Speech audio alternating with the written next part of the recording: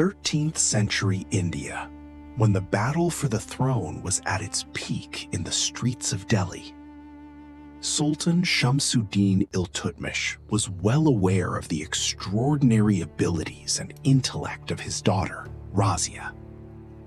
Despite having sons, Iltutmish nominated his capable daughter, Razia, as the heir apparent to the Delhi Sultanate.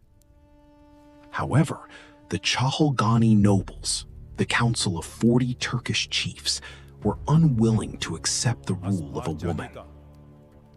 Following the Sultan's death, the scheming nobles placed Razia's incompetent brother, Ruknuddin Firuz, upon the throne. Ruknuddin's debauchery and the atrocities of his mother, Shah Turkan, caused widespread turmoil across the empire. When oppression crossed all limits, Razia decided to raise the banner of justice instead of remaining silent.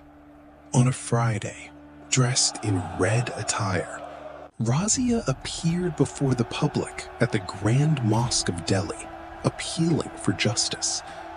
The proud people of Delhi and the loyal military answered Razia's call and raised the standard of rebellion.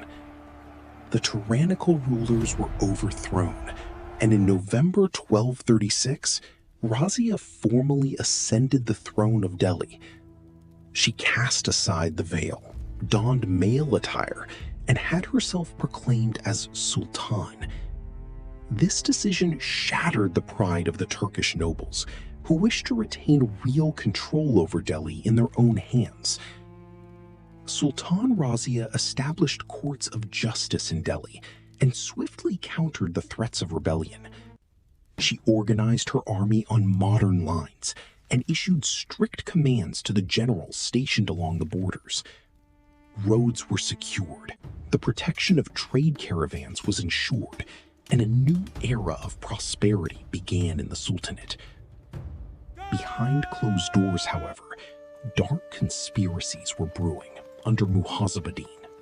The leader of the Chahalgani faction, Vizier Muhazabaddin, unleashed a storm of rumors, using the promotion of the Abyssinian slave Jamaluddin Yakut as a pretext.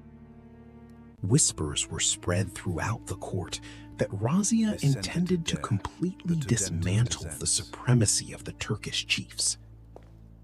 They argued that the throne of Delhi belonged solely to men of steel and sword, and that this empire was not built to bow at the feet of a woman.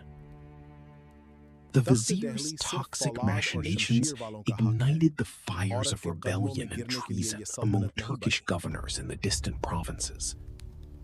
Malik Altunia, the powerful governor of Tabarind, Batinda, became a central pawn in this dangerous plot.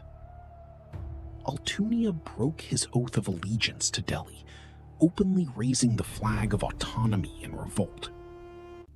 To crush the rebellion, Sultan Razia marched toward the battlefield at the head of Delhi's elite forces.